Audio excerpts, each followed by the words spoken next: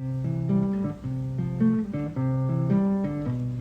was April 1968, the day the Wahine met her fate. 50 good people lost their lives, sisters, brothers, husbands and wives.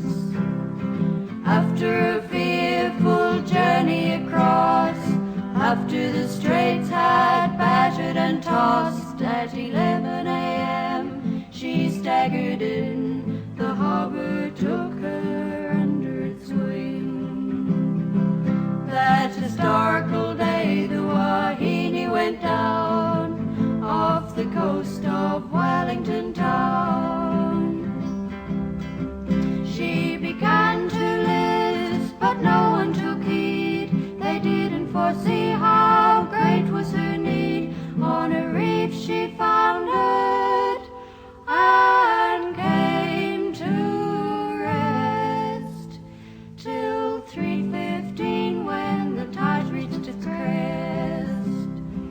Well, the raging sea took charge of the boat. With bottomless hull she no longer could float. The souls on deck looked up to the Lord and prayed for mercy for all on board.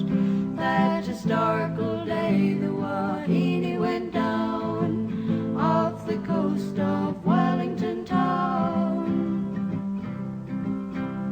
They took to the boats or jumped overside. Some screamed, some pushed, some pathetically cried. Terror moved to the hearts of all but the brave, who stayed at their posts in an effort to save. Well, the first boat capsized as the wind screamed and tore, and many a raft was washed upon shore. When fortune favored, the wind died down.